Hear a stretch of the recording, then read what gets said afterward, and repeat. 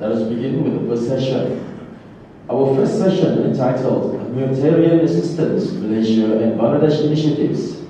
We would like to invite our instigator, Mrs. Lilianne Fan from the Asia Pacific Refugee Rights Network on stage to begin the session.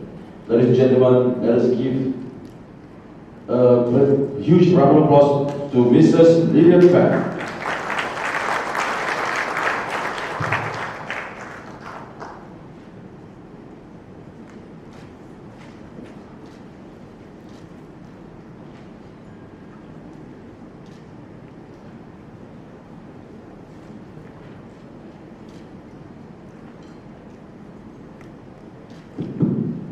Very good morning, selamat pagi. Selamat pagi, selamat sore. It's my honor to be your instigator for the first panel this morning, and I would like to respectfully ask the speakers to join me up here on the stage. Dato, Amin, if we may have you join us up here on stage, please.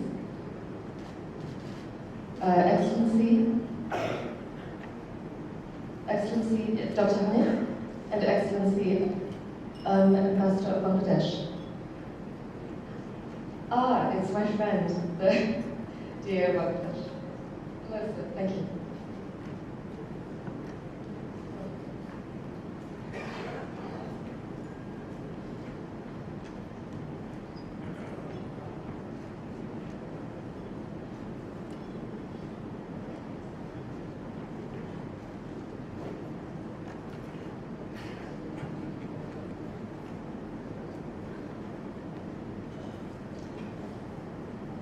We have a very rich discussion ahead of us this morning, and this is going to be a discussion really about the achievements as well as challenges that we have been facing in two significant countries, of course our own beloved country Malaysia, but also our very close friend and partner Bangladesh.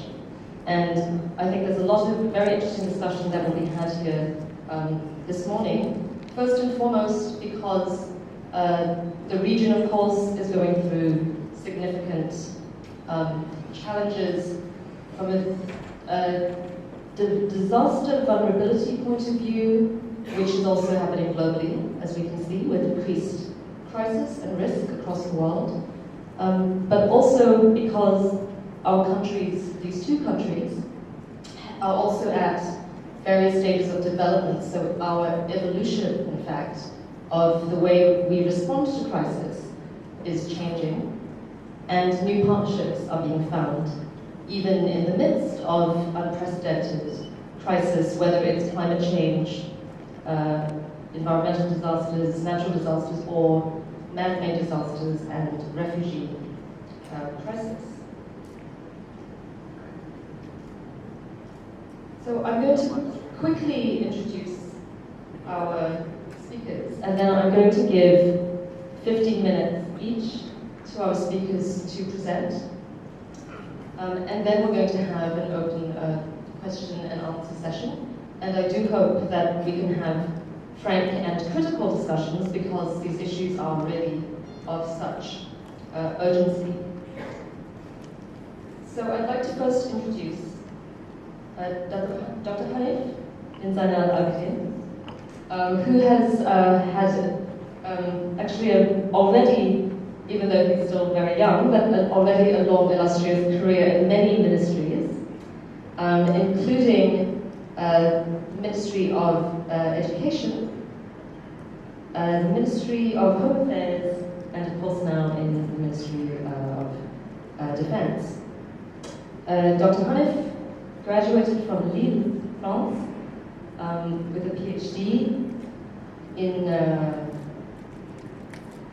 business from the management school, project management and business school, and has a long experience already in strategic planning specifically, and is now the Undersecretary of Policy and Strategic Planning of the Ministry of Defense.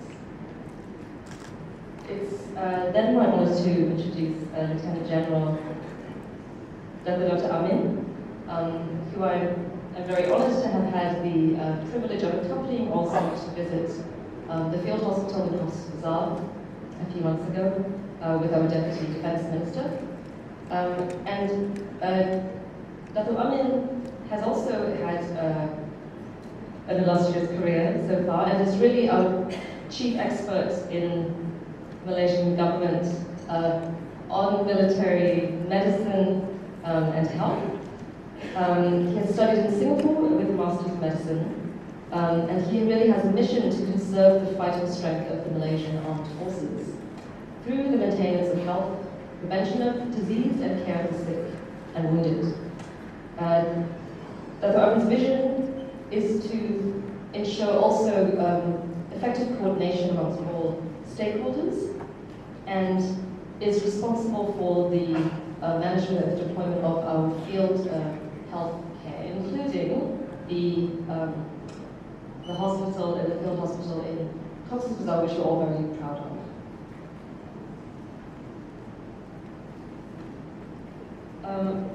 Our next speaker, yes.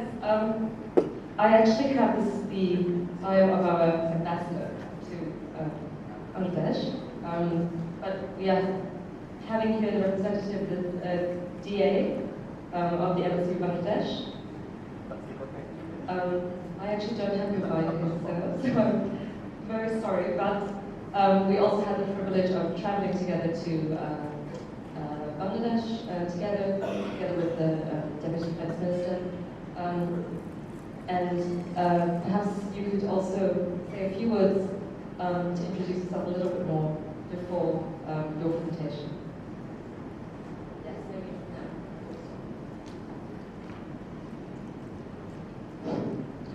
now. Thank you very much, Instigator. I'm Air Commander Maritime, Defense Advisor. And in fact, our Excellence High Commissioner is supposed to be here, is sick now, so I will be there with him. Thank you. We hope that High Commissioner is going to recover soon, and we're really delighted to have you here, sir. So if I could open the floor, I would like to invite Dr. Haniff to begin. We have 15 minutes, and then we'll open to questions.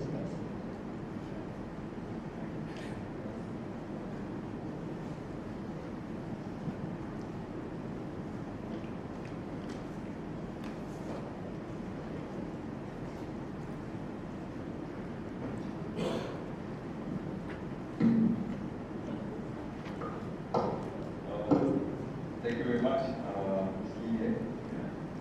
The Honorable Minister of Defence, YB Muhammad Sabu, Yang Berbahagia Dato Sri Muhammad Suki, panelists, distinguished guests, ladies and gentlemen.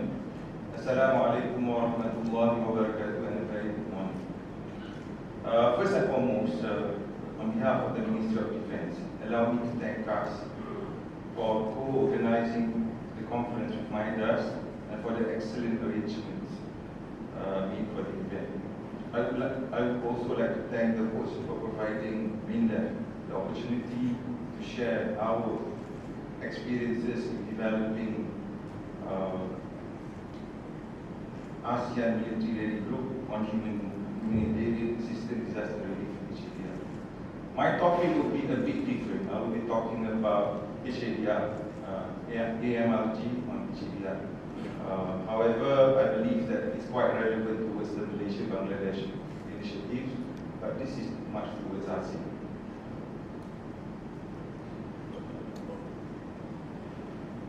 If you look at my scope of presentation,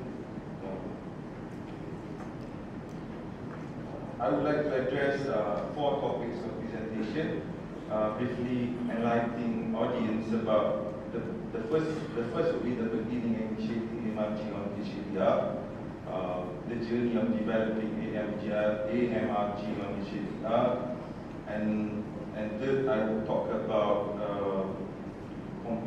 complementing one ASEAN, one response vision, and the last topic of my presentation will be the future of AMRG. The beginning, distinguished guests, ladies. Why AMRG on HADR?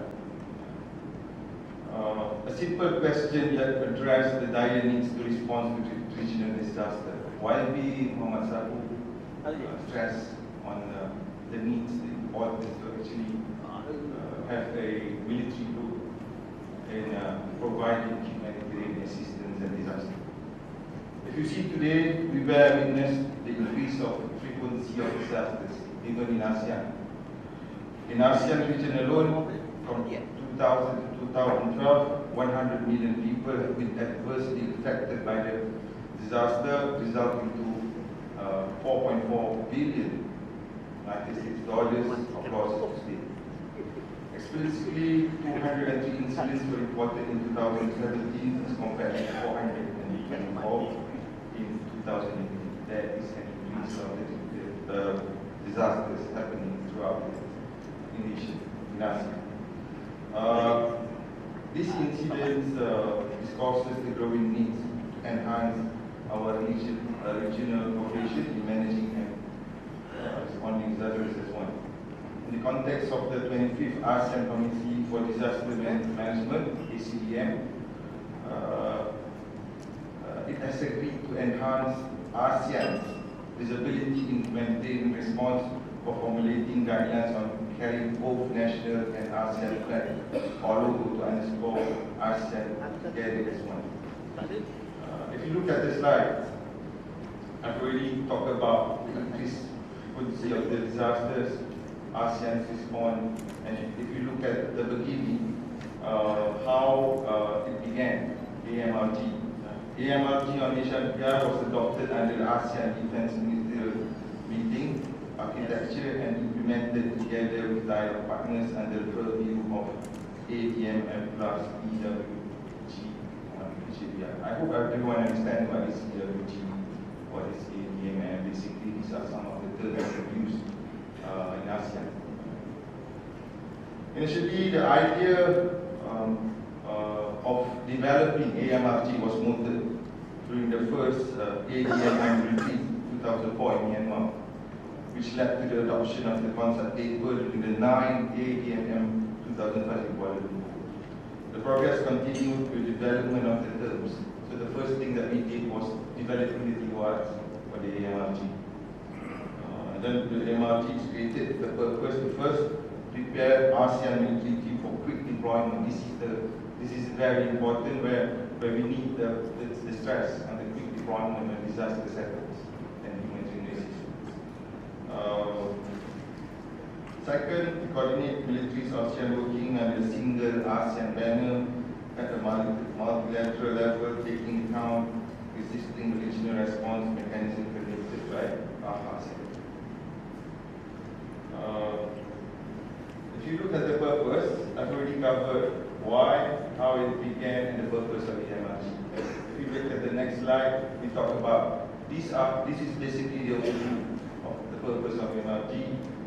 To prepare an ASEAN military team. It's not quite easy because you need to coordinate militaries from 10 countries for quick deployment to the areas of crisis in a coordinated manner. So that's why we have to develop TORs, SOPs to ensure better coordination in the future. So AHA Center is basically the coordinating center situated in Jakarta, and basically AHA will be coordinating all this ASEAN military readiness group to respond to disaster. So next slide, we talk about the milestones of ADMM Plus in developing HADR. Before we go into detail on AMRG, let me briefly showcase the ADMM Plus EWG on HADR milestone. How this platform has contributed to developing military-to-military coordination in HADR, its first and the second cycle. You can see that's the first cycle coordinated by co-chaired by Vietnam and China in 2011-2014. The second cycle co-chaired by Laos and Japan in 2014-2017. And the last cycle, it started in 2017 to 2020, co-chaired by Malaysia and United States. We also should applaud Japan and Laos for their continuing effort in developing an ASEAN multinational coordinating center SOP, MNCC, which then was tested and validated during ASEAN military center in HADR exercise 2016. Meaning that The first and second cycle talks about developing the SOP for MNCC, multinational coordination center. So that's the first part of HDR. And the third part is the third cycle where Malaysia, together with the United States, operationalize AMRG on HDR. So we developed new DOR and SOPs for the AMRG. In general, the co-chairs are inspired to enhance military cooperation through disaster response while promoting military and civilian cooperation through the inception of AMRG on HDR. Not limiting to that, the cycle also we already tested 3 SOPs in the final 2019 HDR exercise. It happens in Malaysia a few weeks ago. We've got the exercise implemented. And then this is actually the important milestone before we should realize or implement the SOP of AMRG in the future. I think by the end of this year, as mentioned by Whither Muhammad Sabu, we will be ready to operationalize the SOP AMRG. If you look at the journey, I've talked about the second phase. We talked about the third phase. We talked about operationalization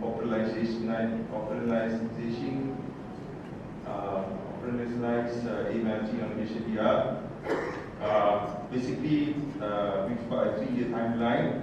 If you look at the slides, how do we do it? Our journey to operationalize AMRG on HDR is guided by a 3-year timeline.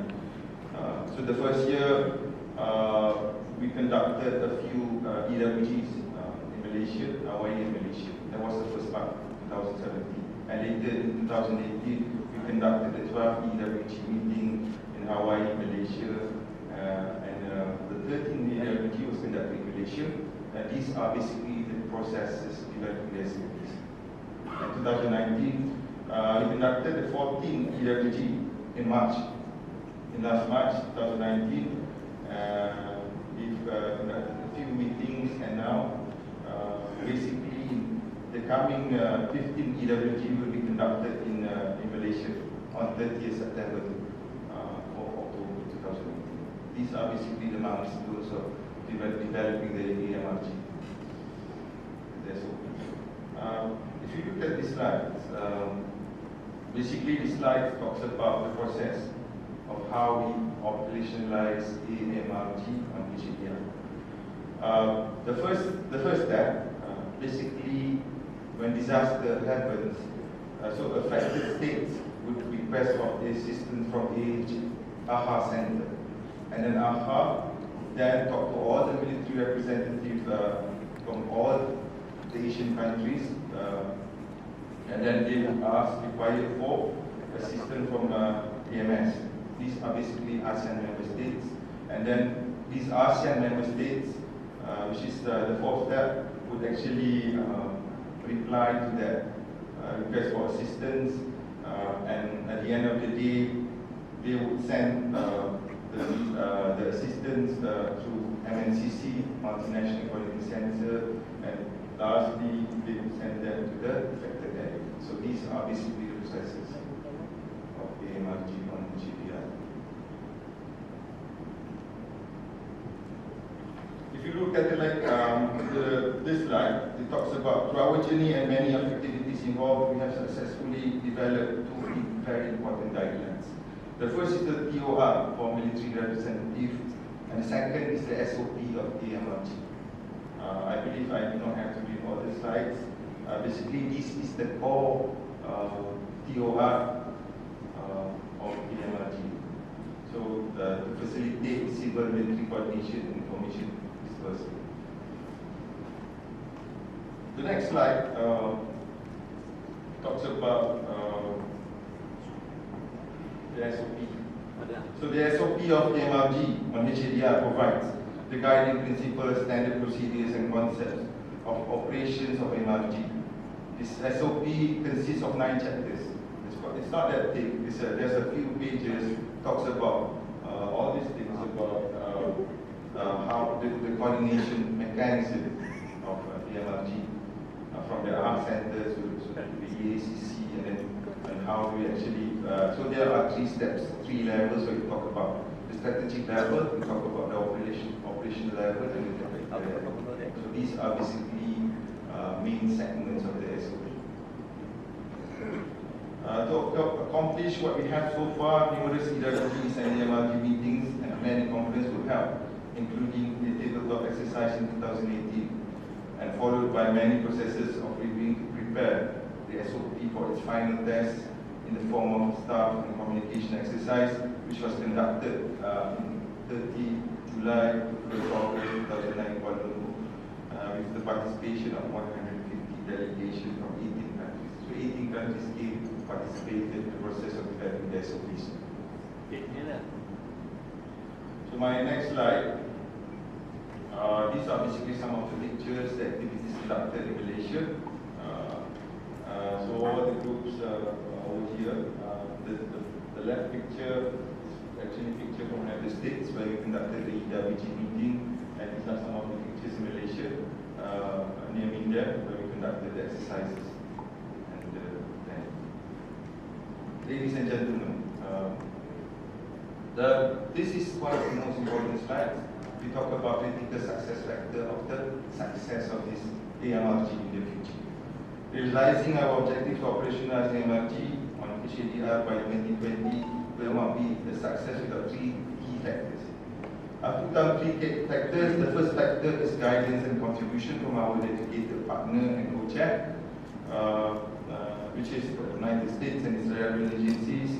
The United States, being experienced, very experienced in the field of HADR, has greatly contributed and assisted Malaysia and other ASEAN member states in developing procedures and planning of exercise. So this is very important. We need a dedicated partner to ensure that all the TORs, the SOP can actually be developed adequately before we can operationalize the SOPs.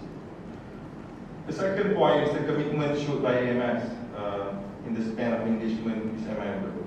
We thank ASEAN member states in sending experienced key officials. So during the meetings, experienced members were sent in the process of developing this SOP. These key officials, particularly from Indonesia, Philippines, Thailand, and Thailand have valuable and hands-on experience as they developed. They were involved in many of the HADR operations in their country. That's why they are quite experienced. We call this experience representative from ASEAN member states to develop the SOP. So these are one of the most important critical success factors is the commitment should be by all ASEAN member states. And the last one, continuous support of the regional. Continuous support from our HADR regional partners, among others, AHA Center, ERA, ACMM, ASEAN Secretariat, and international partners of IFRC is very great. Without their input, knowledge, and experience, modeling the civilian military coordination, we also feeling very challenging tasks. So these are basically 3 success factors. I believe that in the future we might use this as a guideline to develop a successful SOP. If you look at the structure of One ASEAN, One Responsibility, let me enlighten the members of this forum on One ASEAN and One Response vision, and later talks about how EMLG complements the vision. One ASEAN, One Response is inspired by one vision, one identity, one caring and sharing community, enunciated in the ASEAN Charter. Built on this principle, ASEAN in 2016 agreed to establish One ASEAN and One Response. So 3 years ago, we developed this concept called One ASEAN and One Response, of the approach to promote mechanism of joint response to disaster in the ASEAN region, in which it was articulated in the ASEAN Agreement on Disaster Management and Emergency Response, or ADME. That's why you can see on top, the legal framework is developed. That's the first part. And then you've got the vision. What are the vision of the One ASEAN and One Response? And then some of the tools and mechanisms, we talk about one coordinating body, ASEAN Coordinating Center for Human Assistance and Disaster Management, AHA, is going to be connecting body for all this One ASEAN and One Response, based on the legal framework. And then of course we've got a lot of mechanisms. You can see over there, stated, I think it's what, if you are not well aware of all these terminologies, it might be difficult to understand. SASOC is basically the SOP, AGDRP is the agreement, ERA is some of these are the teams involved in others. And MNCC, I talked about this, are some of the SOP, and the last part is AMRG SOP. So this is the most important part, where now, at the moment, we are developing the SOPs. So by the end of this year, hopefully we can operationalize the SOPs. So, again, SOP, MRG, if you look at again, at the yellow box corner as mentioned, it's still in progress. I mean, there should be another mechanism under ADME. So under ADME, we've got a few mechanisms. Basically now we've got 6 mechanisms, and the last one will be MRG SOPs. So the ADMM EWG on Hajra is optimism in tabling the final SOP on HADR at the 14th ADMM in Vietnam in 2020. Next year will be tabling the SOP for MRG.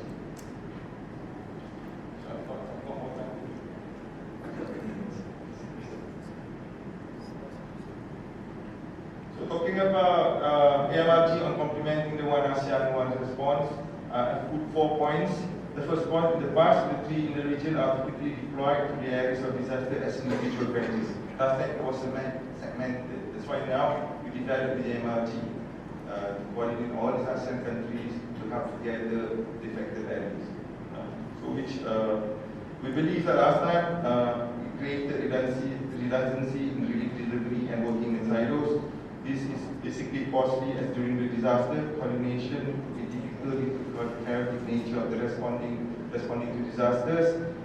In this context, and guided by ADME and One ASEAN, One Response approach, the AMRG on HADR is set to promote and complement the vision in the following way. The first one is promote. If you see the first point, it talks about the promote joint response. AMRG drives towards enhancing coordination, improve speed, expanding the scale of scale of resources in responding to disaster. The second point is establish the protocol. The SOP of AMRG on HADR is developed to have a standard SOP that facilitates and guidelines AMRG operation. That's the second point. That's why I put down there protocol to be one of the most important things to talk about. My third point would be the coordinating mechanism. Operating on a standard AMRG coordination mechanism articulated Chapter 5 of the SOP provides a clear structure in promoting understanding of process, enabling implementation of the terms used, improve flow of communication. It talks about information sharing and military and civil to military in responding to disaster. So this is my third point. And my last point is about enhanced synergy through integration of relevant ASEAN mechanisms. Operating and exercising on MRG SOP will enhance cooperation in every aspect of HADR, including optimizing the use of resources. This is the most important factor. How do you maximize resources? Enhance knowledge, skills, build network of security officers, enhance interoperability among militaries of the ASEAN members to responding to disaster. We have already tested this element in incorporating national focal points for disaster management, called ADMO, the AHA Center, and so on. In sum, the optimization of AMRG will ultimately contribute and complement One ASEAN, One Response vision in 3 aspects. If you see on 3 aspects, we talk about solidarity, where AMRG will work under a single ASEAN banner. Speed, how effective the coordinating of skill by optimizing resources from ASEAN member states force. And scale, we talk about scale. So, solidarity, speed, and scale are some of the things that we need to stress and utilizing the MRG. My last slide, this is my last slide, that's nice. So, what is our hope of AMRG on HADR? The first is to operationalize MRG by 2020. Malaysia, as the proponent of the MRG on HADR, is optimistic that this SOP on HADR will be ready for adoption at the 14th ADMN in 2020. Hence, optionally will be operationalized under ADME framework. I talked about ADME. This very step will significantly contribute towards bringing One ASEAN and One Response into reality by 2020. My second point will be on the continuance of integration of MRG into a broader ASEAN-led HDR mechanism. We've encouraged more collaboration in form of information sharing, cross-training, education, and also seminar and joint exercise to enhance, understand, and test of the EWT of HDR initiative under the ambit of the MF+. So my last point, last but not least, SOP, our future quest is to ensure that SOP AMRG on HDR is incorporated in SASO, in the main SOP, ASEAN disaster relief and humanitarian assistance. As a living document, it is also hoped that AMRG on HDR will continue to be strengthened through continuance of exercise upon ASEAN-led and make its way to the future to be incorporated in SOP, the key protocol of admin.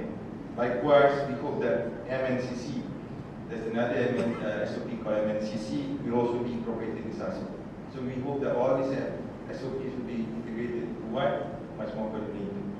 In essence, the adoption and inclusion of AMRG on HDR into ADMET framework and One ASEAN, One Response in particular represents a symbol of solidarity amongst ASEAN member states as well as a sign of growing synergy between militaries of ASEAN states and bridging civil military relations. All with a vision to unified response to disaster in this region. With that, I would like to end my presentation. Thank you very much and Assalamualaikum.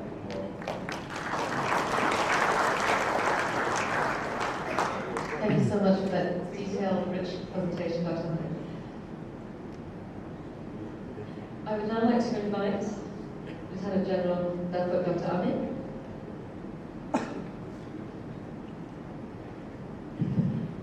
Thank you, Lilianne. How much time do I have? We have 15 minutes. 15 minutes, and I have 63 slides. Honorable Minister of Defense, Malaysia, Excellency, the Chief Secretary of the Ministry of Defense, Chief of Royal Malaysian Air Force, representing the Chief of Defense Force, senior official of MiDAS and Muslan, senior delegates, ladies and gentlemen. Due to the time constraint, there will be a machine gun or slide presentation. So please stop, please stop, and hopefully in 15 minutes I'll be able to manage this. Okay? Honorable Minister, thank you for highlighting the Malaysian Armed Forces contribution in the realm of humanitarian assistance and disaster relief. This is a slide that tells the milestone. In fact, Malaysia has been involved in international disaster relief since 1992, with the first tsunami in the island of Flores in Indonesia. And since then, the leadership of Malaysia has not stopped in providing assistance to ensure regional peace and stability. We have been involved in Shaman, aftermath of the bombing of Afghanistan post-2011. We are involved in Aceh. We are involved in Battleground during the earthquake in Pakistan, and again in Indonesia, our close neighbor.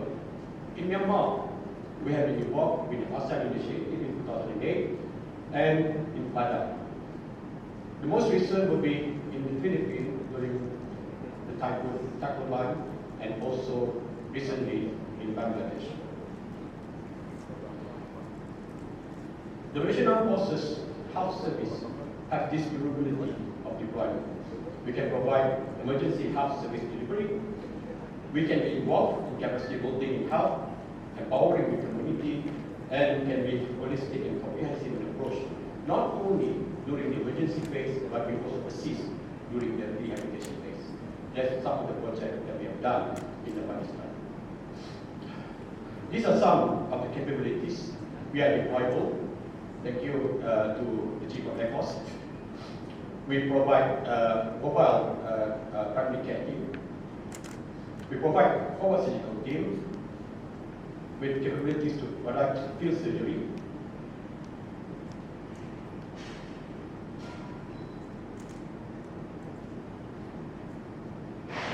We can also provide field hospital level 2 and above.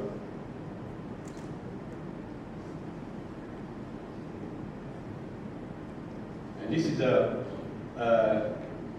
slide that shows how our field hospital operation theatre is being mobilized to assist our general hospital in Johor Bahru when their OT complex was burned down during the fire at the hospital. We were there for 3 months providing operational theatre to support the hospital because it was a major hospital providing trauma care in the south.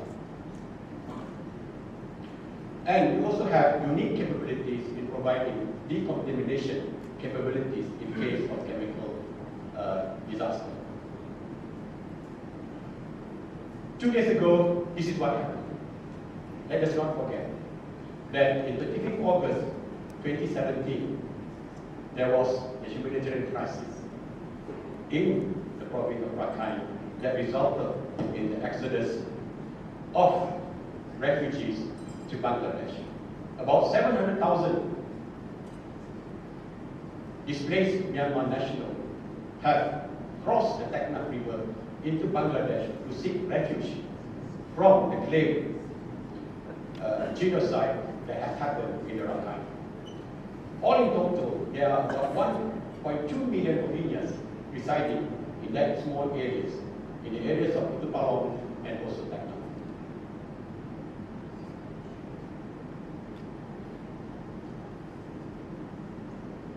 This is problem statement. Let's see when it's going to work. Let's have an aerial view of the situation about 15 months after the exodus.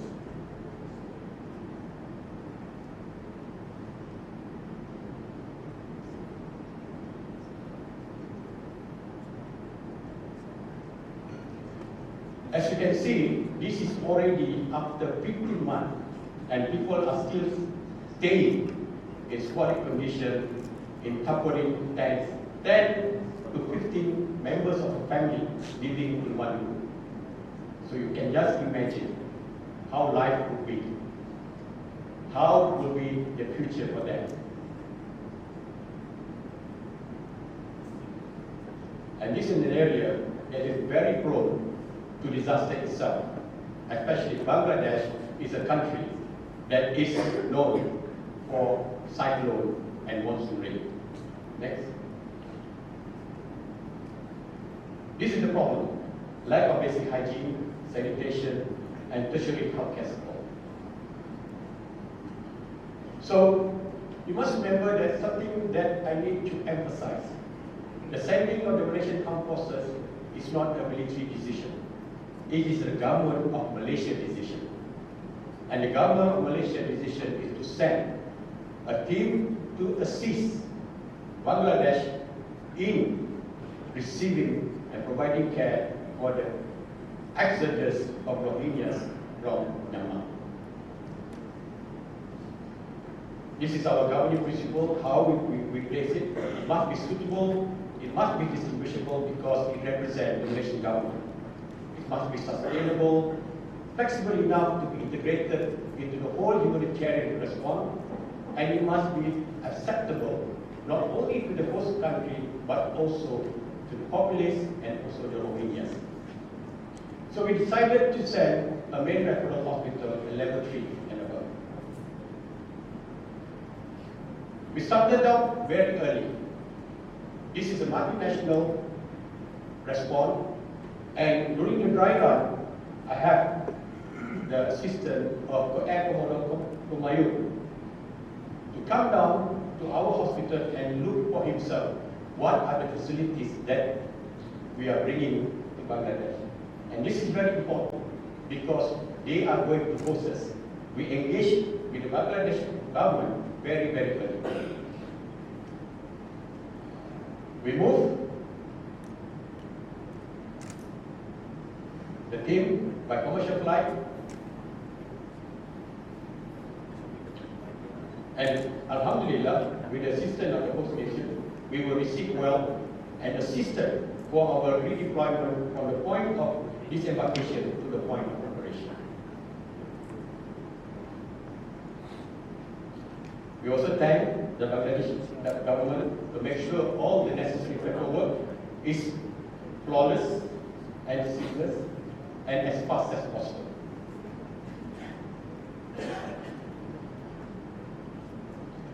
The host country provides us with the land to operate, which is at the OPR, not inside the camp, but in terms of security at the proximity of the major camp. It takes 3 days to set up the hospital.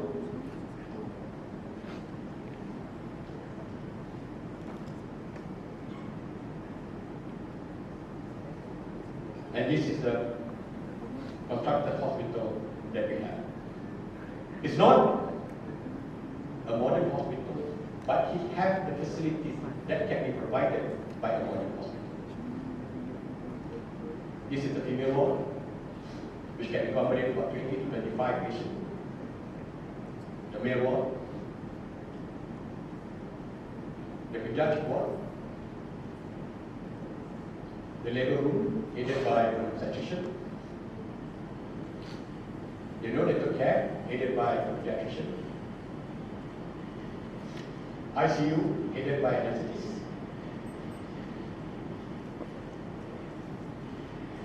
we have a radiographer providing radiological services,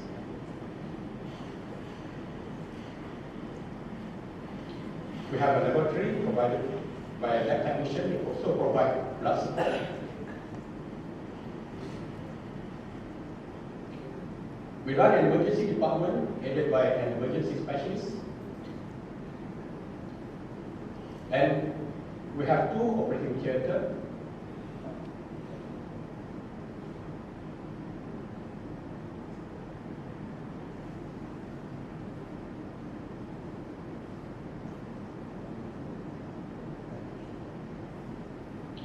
This is the OPD.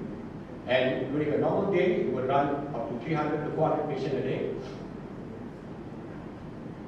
We are the only foreign humanitarian services that provide dental services to both Rohingyas and also locals. We have an orthopedic services run by an orthopedic surgeon, obstetric services. We see complex cases. This is the case of a man being almost murdered, Rohingyas. His throat was slashed. He stayed with us for 6 weeks until full recovery. Large cases of cancer. And you must remember, the Rohingyas are a community, and when they exit their country, they also bring problem of health from their community. Bad pediatric burn, because staying in the tents, they will cook, they boil, and the children play around inside the tents. We conduct preventive medicine services. Here we set up a water purification system for the communities. And we also provide all medical team into the camp to look for problems within the camps, because we have to adapt it suitable to the culture. Rohingyas will not allow their women to go to the hospital, so we need to go to them and gain trust. If not, we won't be able to provide services to the much needed population, which is the women and the children. In all, till the 30th of July, we see about 97,000 patients with 6,000 admissions. We have about 3,713 surgeries, 304 laparoscopic surgeries, and 300 deliveries. We are in coordination with WHO and RRC into the main referral system for surgical facilities in Cox's Bazar. This is a happy slide. As you can see, after 15 months, I was with Lilianne, I think you still remember. We took this photo, this video while we had Triple RC in Camp 17. If you can observe, it's a makeshift stadium where children are actually playing soccer. After 15 months, what is the future of these people? The military cannot solve this problem. ASEAN communities need to solve this problem. There must be a social solution for this problem. Challenges.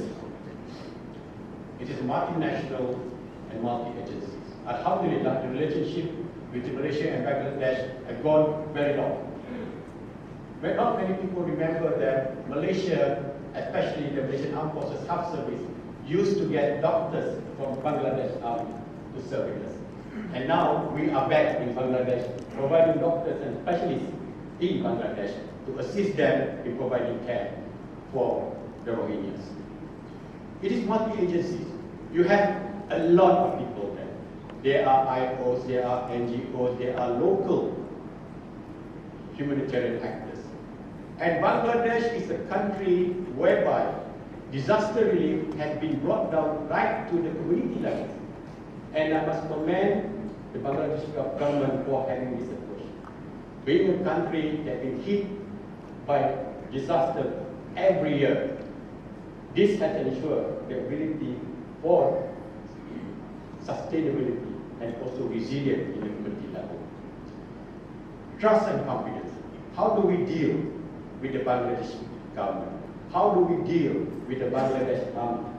How do we deal with the Bangladesh police in terms of security? Because without security, we will not be able to operate such a big center. Okay? Language and cultural barriers. Rohingyas are different, and Malaysia doesn't speak Bangla. And Bangla doesn't speak Rohingya. So we adapt. We use and adapt the locally available communication. We use photos, we use diagrams. Because how do you tell the Rohingya lady, take this medication morning and night, where the level of education is so low? So we use interpreter and we use diagram and help them. Logistics, how do we adapt? If you have to bring everything from Malaysia, it's going to be very expensive. And thanks to our Bangladesh partner, we are able to source out medication in Bangladesh, which is actually 20%, at the cost of 20% of the cost of medication that we brought from here. And Bangladesh has a very good pharmaceutical industry that can support our need. And post-patient support. This is something that Malaysia has always emphasized, that wherever we go, post-patient support is very important. Our approach, the Malaysian Field Hospital has always been a whole-of-government approach. It's not just the military. It used to be run by the Ministry of Health. We are assisted by Malaysian NGOs when we are there. And the whole-of-government approach is the solution for our success in Bangladesh. Post-mission support and coordination. This is very important. We engaged the Bangladesh government very early, even before we were deployed, so that we established trust between the Bangladesh government and our team. And we integrate into the post-nation humanitarian response. How do we integrate into the Triple RC and also the UNHCR and also the WHO? In fact, the hospital is visited by WHO evaluation team. We allow them to visit because we need to gain trust. Okay? The next one is very important. If Malaysia were to go there alone, it will be very costly. And alhamdulillah, we are grateful to the government of United Arab Emirates, the government of United Darussalam, and the Kingdom of Saudi Arabia for also participating in this Malaysian Field Hospital project. It's not just a Malaysian initiative, but it has other partners in ensuring the success. And last but not least is winning trust of the Rohingyas. We engage with the Rohingyas very, very often because they are the beneficiaries and they are the people that we are going to assist. But when the mission become protected, how do we provide and continue the support from the local populace? Because we also provide some support to the local population to ensure that the Rohingyas and our presence will always be welcome. If not, if you have read the latest report, that the grievance of the local against the Rohingya is growing. It's growing. Initially, 5% objected to the Rohingyas coming to Bangladesh. But the recent study has shown about 80% has objected to the Rohingya coming to Bangladesh. This is very crucial situation. How do we ensure that Bangladesh is still what you call it, a host that is able to entertain its own people and also provide support to the Rohingyas. So, last but not least, my thanks to the government of Bangladesh, UAE, United Islam, and Kingdom of Saudi Arabia, UNHCR, which is very supportive, the international organization for migrants, all humanitarian actors, either Malaysia or international, Mercy, MRA, Emirat from Malaysia, for the support for the humanitarian Rohingya humanitarian crisis. Thank you.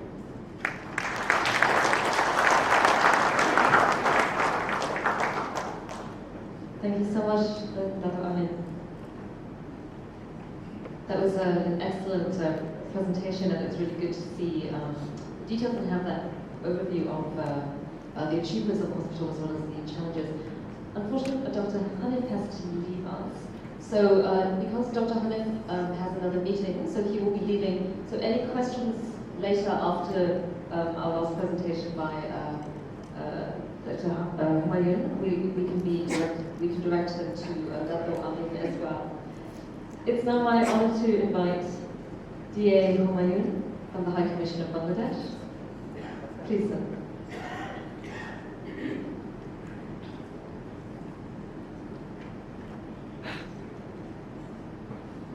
Bismillahirrahmanirrahim. Thank you, Instigator. Honorable Defense Minister, Excellencies, my fellow speakers, distinguished audience, ladies and gentlemen, Assalamu alaikum, and very good morning. You know, our High Commissioner is supposed to be here, but it is because he could not be present. So I'll be present in and deliver speech mainly on the views of Bangladesh, on the disaster that has been created on the issue, and how we should approach to solve the problem. I don't have slides, colorful slides. I just read the papers.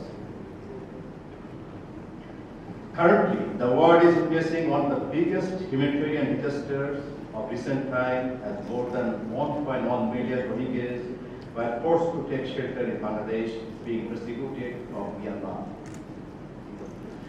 Why a small country like Bangladesh is taking this huge burden? That is a big question. Because our Honorable Prime Minister of Bangladesh, Sheikh Hasina, sees this problem from the humanitarian viewpoint. Therefore, she opened the border for the displaced Rohingya people. The government of Bangladesh extended unprecedented support and assistance to those Rohingya people. In a land-hungry country like Bangladesh, sheltering about 1 billion people is a very big challenge. The government of Bangladesh has allocated more than 6,800 acres of forest land and spent $150 million for the Rohingyas so far. The sheltering has caused serious adverse effect on the local Bangladeshis. The environment has been critically damaged by the loss of forest and biodiversity of the locality. Moreover, it has broken the social structure of the people due to unemployment and increased crimes triggered by the sheltering of Rohingyas. Distinguished guests, we must not forget that these are among the most vulnerable group of people in the world. Many of them suffered severe physical injuries and mental trauma while they are being persecuted in Myanmar. Now, they are in dire need of food, water, medical care, and sanitation, which are very, very limited. Of course, Bangladesh cannot take the mammoth burden alone for a long period. We need the support from international community in this regard. Unfortunately, many friendly countries have come forward with their support and assistance in this time of crisis. We are grateful to them for their humanitarian assistance as well as much needed political support. We are indebted to our friendly country Malaysia for its valuable support from the very, very beginning. It has extended its strong political support on the issue. His Excellency Mr. Dr. Mahathir Mohamad, Honorable Prime Minister of Malaysia, has been vocal on this issue. He raised the issue in various important platforms, including ASEAN, which is deeply appreciated by the government of Bangladesh. In 2018, he pointed out that the Rohingyas are Myanmar nationals and they should be given their rightful citizenship to end the crisis. Side by side, Malaysia provides humanitarian aid which is essential for the survival of those people. The government of Malaysia established a hospital called Malaysian Field Hospital in Cox's Bazar on 26 November 2017. The hospital has been providing essential medical assistance to the Rohingya refugees and the local people as well in the vicinity. Likewise, the Malaysian NGOs also showed utmost generosity to step in.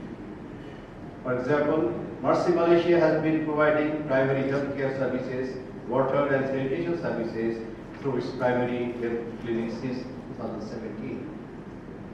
The organization opened its second clinic in February 2019. Another Malaysian NGO, Malaysian Consultative Council of Islamic Organization, has been providing humanitarian relief since 2018.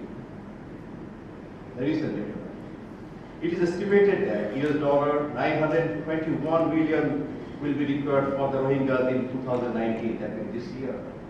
International communities, including the international organizations, agencies, and NGOs, have to come forward to meet the need. As I said earlier, our government is sheltering these people from the humanitarian point of view. However, we think that the best humanitarian support we can provide is to ensure the safe repatriation of these people to their homeland.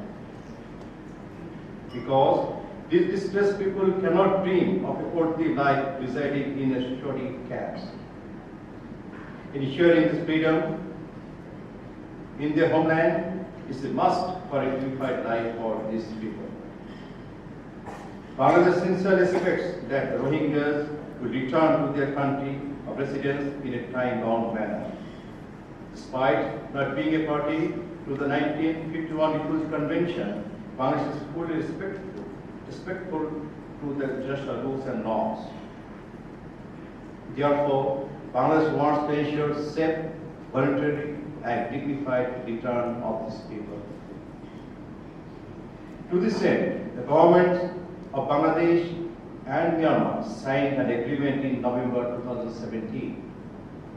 Unfortunately, the Myanmar government has not shown commitment to facilitate the repatriation so far. Conducive environment has not been created by the Myanmar government yet.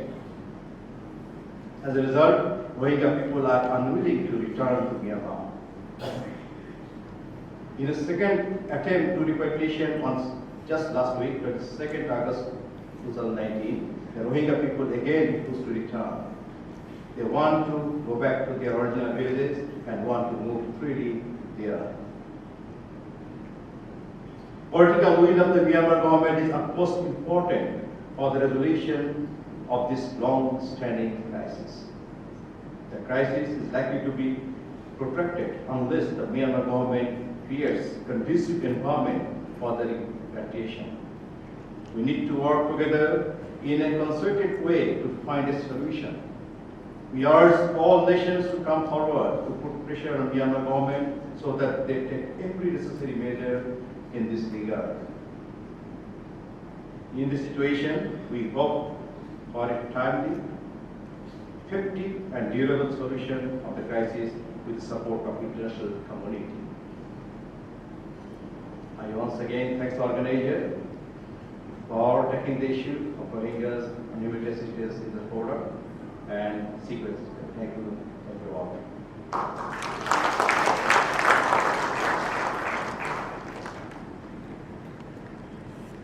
Thank you so much, dear Humayun. We now have about 15 minutes for questions and answers, and I would like to take a round first. So if I could see a show of hands, if you could kindly state your name and your affiliation.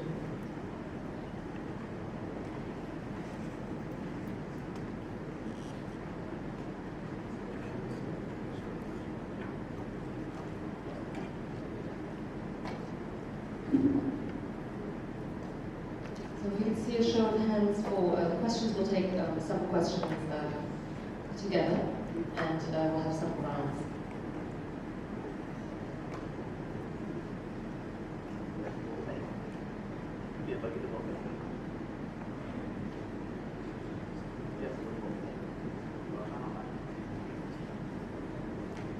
I don't see any hands up. Do we have any questions? If not, I can ask some questions as well. Yes, I see one. Okay, there are microphones provided along the aisle, so if you could kindly come to one of them.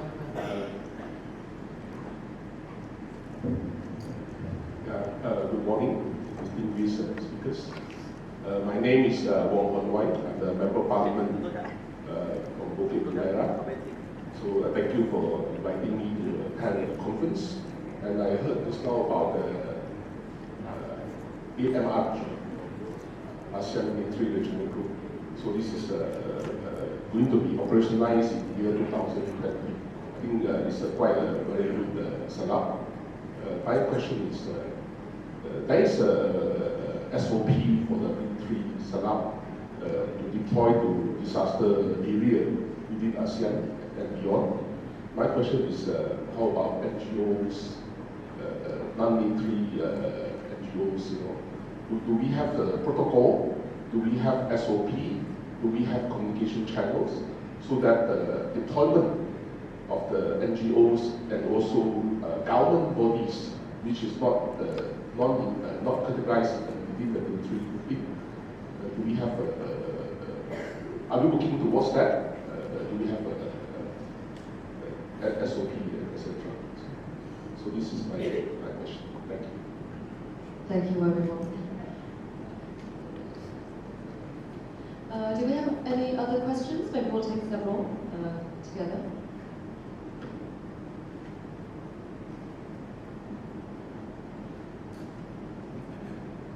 Not yet. Okay. If I may take the liberty as instigator, I may also pose a question, perhaps both to Dato Amin as well as DA Humayun, about the next steps for the Malaysian Field Hospital in Cox's Bazar, because as we know, the conditions and the crisis are probably going to continue for a while. But of course, there's a question as well of sustainability of the operations. To what extent, what do you think the next steps are, and how long do you think we, as the Malaysian Field Hospital, will be able to be there? Okay, what we are observing there is some stabilization in the camps in Cox's Bazar. Thank the Malaysian government for the effort in providing relief and assistance to make things much better. And from the health side, we are seeing more health posts in the camp available.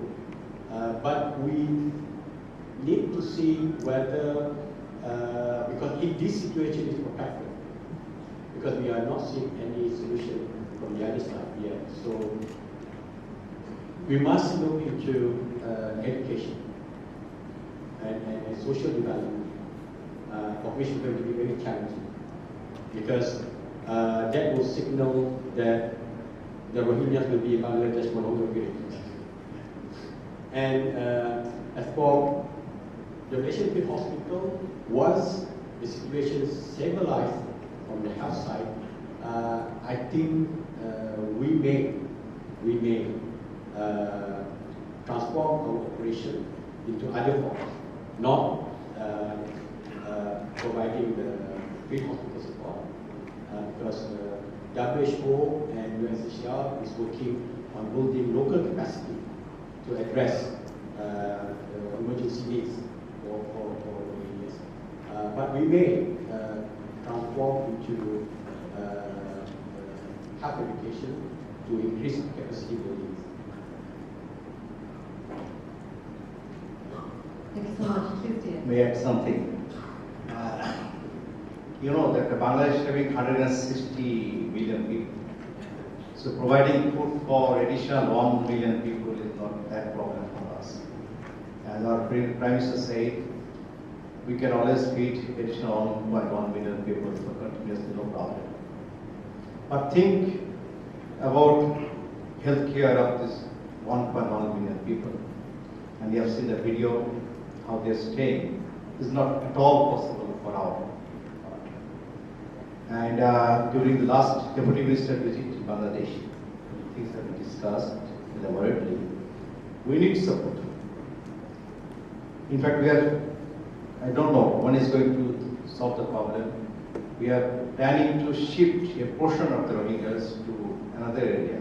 Well, is that area, but still is not yet finalized. And I think discussion was made with Bangladesh and the Malaysia that to continue with the Instigator. And in the meantime, our other NGOs, other governments also giving some assistance to build up the local capacity. Thank you. Thank you so much, dear. Dato Amin, if you may also respond to what you want to question about. Thank you for the question. With regard to Malaysian NGO going abroad, providing assistance. To say frankly, there's no proper procedure yet. Okay, what you need is basically to get a passport and a bag, and know a friend over there, and go over and provide. That is what happening. That is what happening. Some of the major NGO, they are affiliated with NADMA. Okay, so whenever NADMA has a project and they feel that they want to invite some NGO, they will invite. So these are normally major NGO which have very clear standard operating procedures, very good track records in providing humanitarian assistance. This is one. In Cox's Bazar, we have procedures whereby Malaysian Relief Organization and IMARET do provide assistance, but they go through Wisma Putra, get themselves registered, and let us know at MiDAS so that we can liaise with MFH commanders so that they can receive their personnel there and orientate them and align their operation to the intent of the humanitarian response. Because you must remember, in a response there are many things happening. You have many group of people, we have many reasons to be there. Some of them because of the funding, some of them because of their ideological beliefs, some of them are there because of religious belief, some of them are there because they feel so stressed looking at the Rohingya that they want to be there. So, saying that, Bangladesh government through the RRC has set up a mechanism. Whoever want to work in a Rohingya camp need to be registered. If you are not registered, you won't be able to allow to enter any of the camp. So that is very clear, and it's provided by the host station. And most host stations have that receiving procedures. Sending procedure, we don't have it. Sending procedure, it's just like in any immigration procedures. Thank you so much, Amin. Yes, we have a question from Deputy Executive Director of the AHA Center and also from the gentleman who will take a picture. Thanks, Lilianne. Good morning to everyone, and thank you very much to our panelists for the insightful perspectives. My name is Zainal. I'm from the AHA Center. My question is, to both our speakers, you talked about greater ASEAN engagement with this particular issue. I want you to dig deeper and understand better. What do you think will be the role of ASEAN in terms of facilitating and supporting both the governments of Bangladesh and Myanmar? And also in view of the observations that Myanmar is an ASEAN member state. Can ASEAN be truly neutrally independent in this particular issue? Thank you very much. Thank you so much, Anna. We have a question from the floor.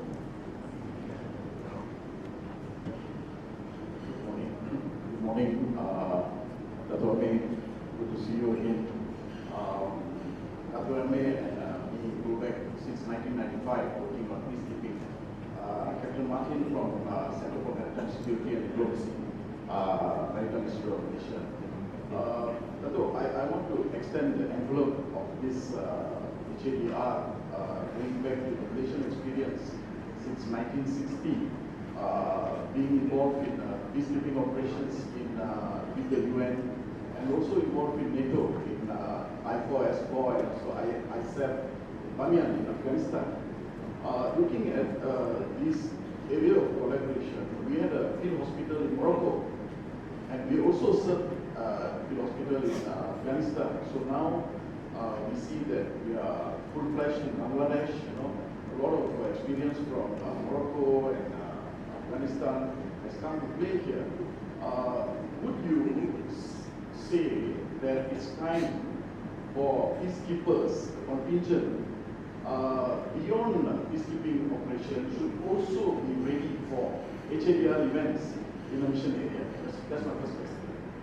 The second one is, as the Ministry of Defense, the Minister of Defense briefed today on the involvement of Malaysia in peacekeeping over the last 6 decades. Would you also see that under this one ASEAN, one response, where for the first time the ASEAN military members, ASEAN military group, can wear the ASEAN badge whilst being deployed, would that also be a precursor for eventually an ASEAN military team to be deployed further for this meeting? Thank you, sir. Excellent questions. If we can have responses, please. Okay, thank you, Martin.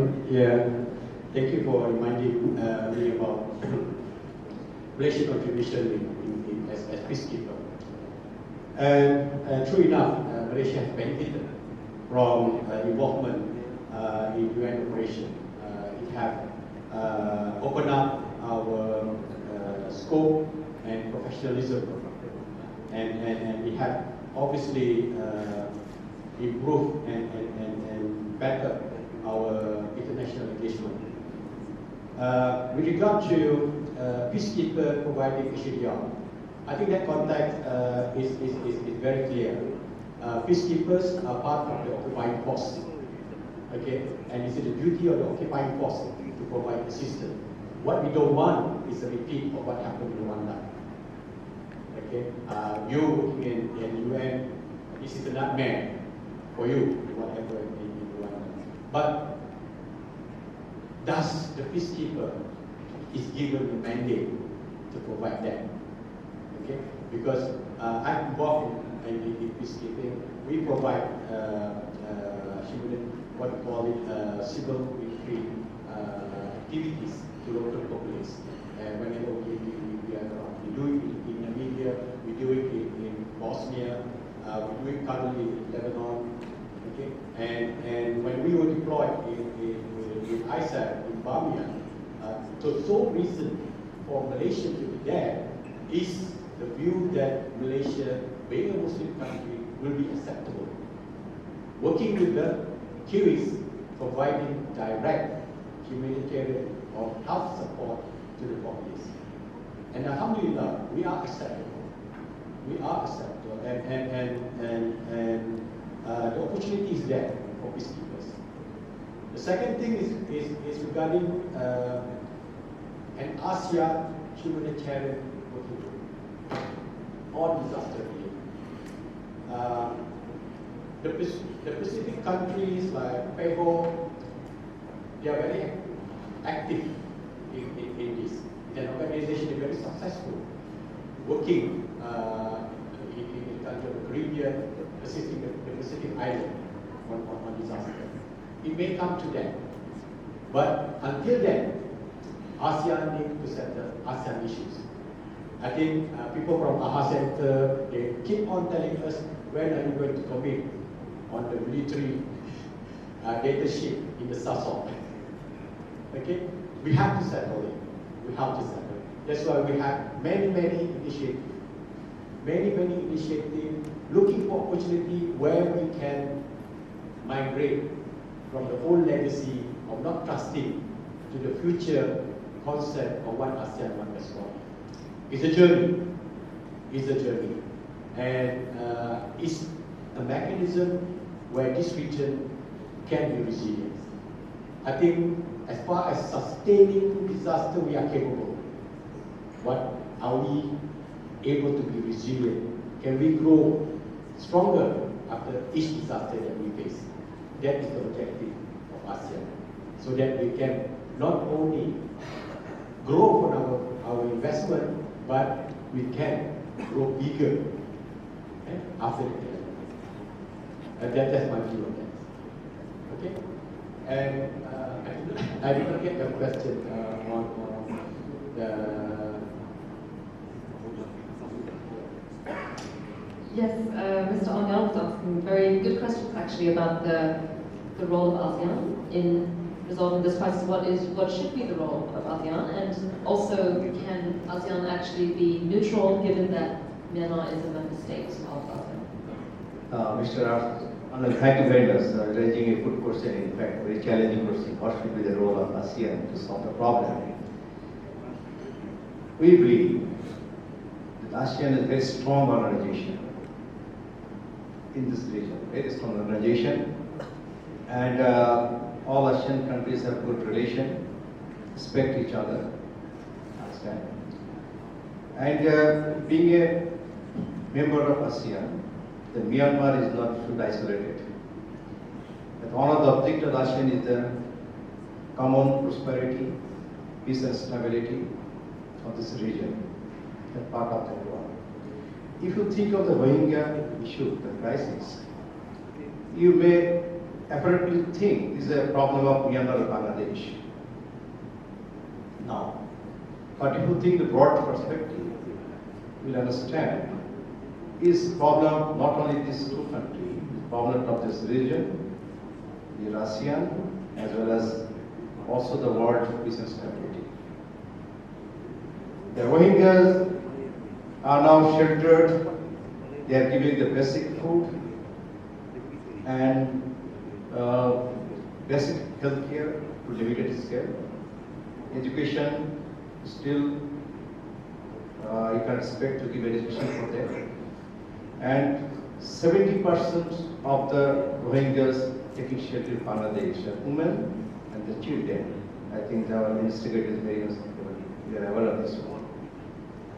And they are kept in a confined area, giving the food and no job, nothing. You can just think this community, just only 2 years past, after some time, after 1 year, 2 years, they will not be thinking for the food.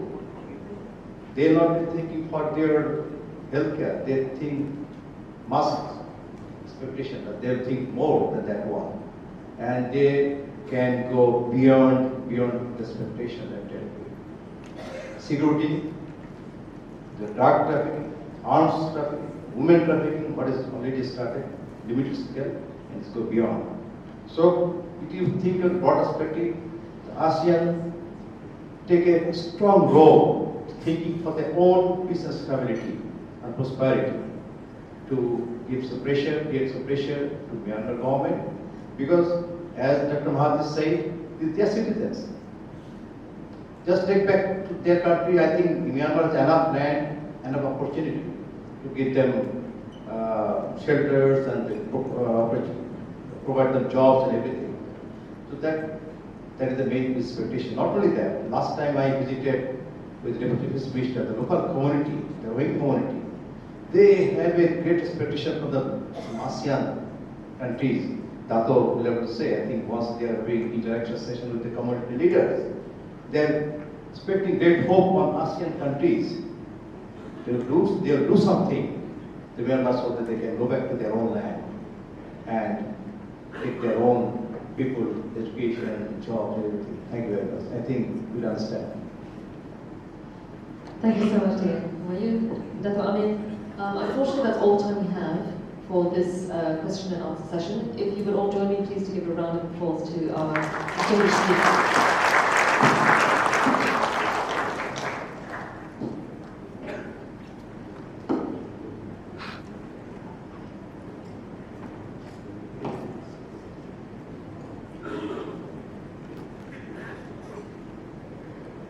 Ladies and gentlemen, thank you.